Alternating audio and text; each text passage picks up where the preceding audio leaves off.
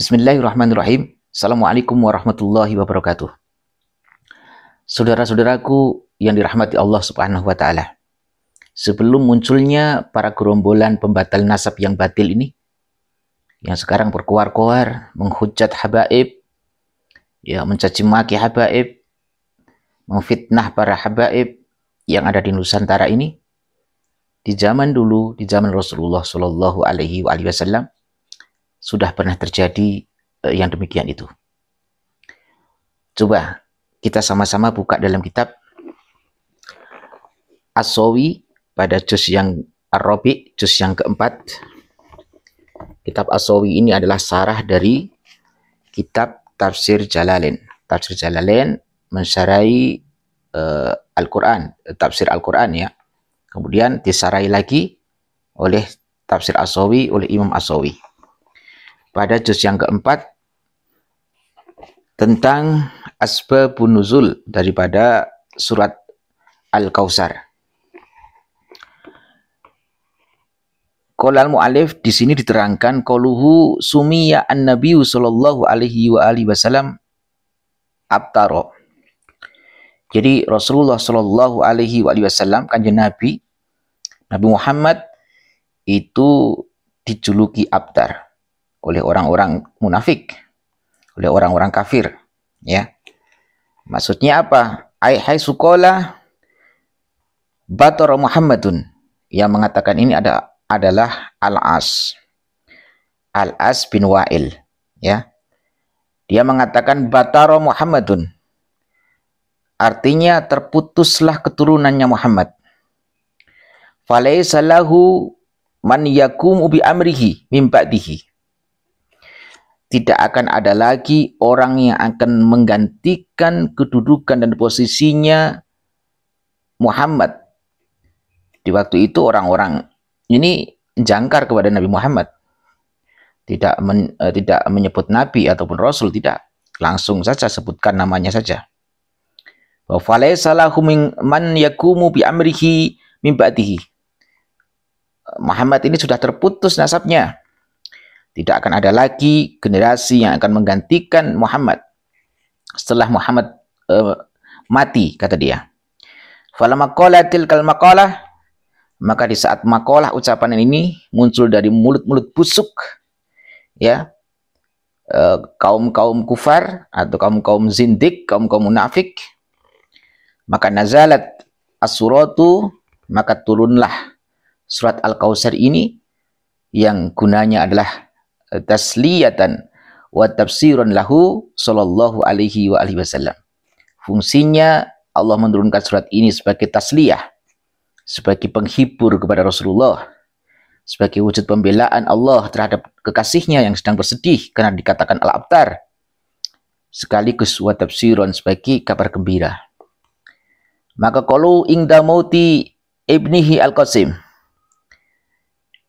ucapan ini, ucapan-ucapan penghinaan pelecehan yang dilakukan oleh kaum-kaum zindik, kaum-kaum kufar di masa itu terhadap Rasulullah Shallallahu Alaihi Wasallam itu terjadi ingda mauti ibni Al-Qasim, di saat meninggalnya putra Rasulullah Shallallahu Alaihi Wasallam yaitu Al-Qasim.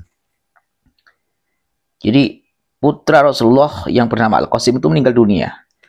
Beliau adalah huwa awalu auladih Shallallahu Alaihi Wasallam. Al-Qasim ini adalah atau putra pertama Rasulullah Shallallahu Alaihi Wasallam. Beliau meninggal asa sanatain, di usia 2 tahun. Satu riwayat mengatakan Al-Qasim ini meninggal pada usia 2 tahun. Wakila sam'atu asara sahron. Wakila, ada periwayatan yang lain mengatakan Al-Qasim putra Rasulullah Shallallahu Alaihi Wasallam, putra laki-laki Rasulullah yang pertama ini meninggal pada usia 17 bulan. Wakila balago rukubat dabati. Ada periwayatan yang mengatakan bahwa sudah menginjak umur, ya sudah mampu untuk naik dabbah ataupun hewan kecil lah, mungkin himar atau kuda kecil gitu. Kemudian wa mata qoblal ba'sati wakila ba'da. Ada riwayat menerangkan, meriwayatkan bahwa Al-Qasim ini meninggal sebelum Rasulullah diangkat sebagai nabi, tetapi wakilah ba'daha.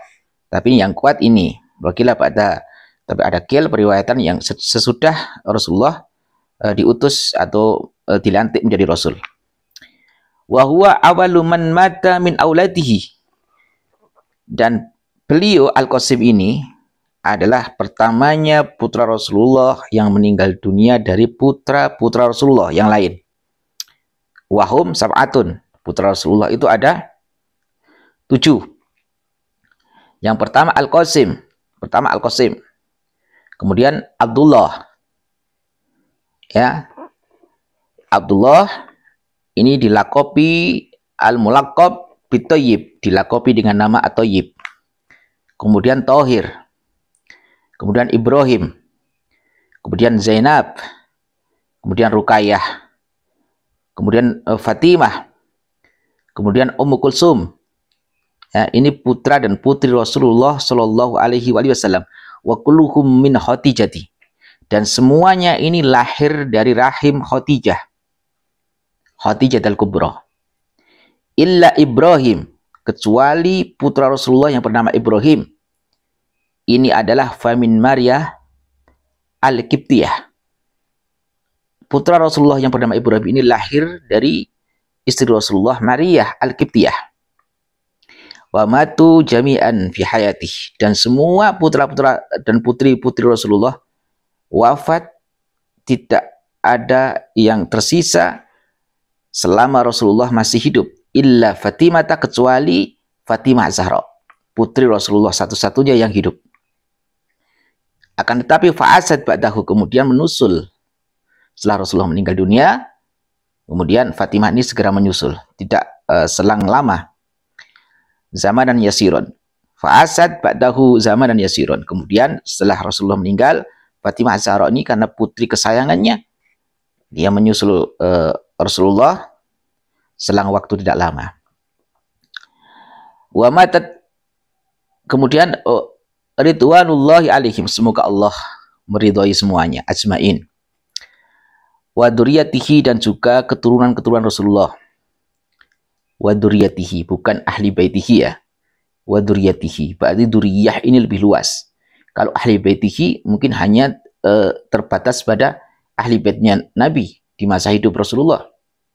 Tapi ini wa dzurriyyatihi, artinya keturunan-keturunannya Rasulullah sallallahu alaihi wasallam ila yaumil qiyamah, sampai hari kiamat. Dan siapa bilang keturunan Rasulullah terputus? Jadi kalau sekarang ada gerombolan para pembatal nasab yang batil ini, pada gerombolan sakit hati ini, mereka koar-koar, nggak akan ada pengaruhnya bagi orang-orang yang beriman. Coba lihat dan perhatikan dan bedakan. Yang mengatasnamakan Gus, yang mengatasnamakan kiai, yang mengatasnamakan ulama, ya, yang menjadi bagian dari kelompok pembatal nasab Alawi di Indonesia ini, dibandingkan dengan para ulama-ulama, ya, ulama-ulama yang menolak, ya, ulama-ulama yang mengajarkan menghormati habaib yang ada di Indonesia ini, dibandingkan, ya. Maka coba, kalau kita mau jujur, ya, kalau kita mau jujur,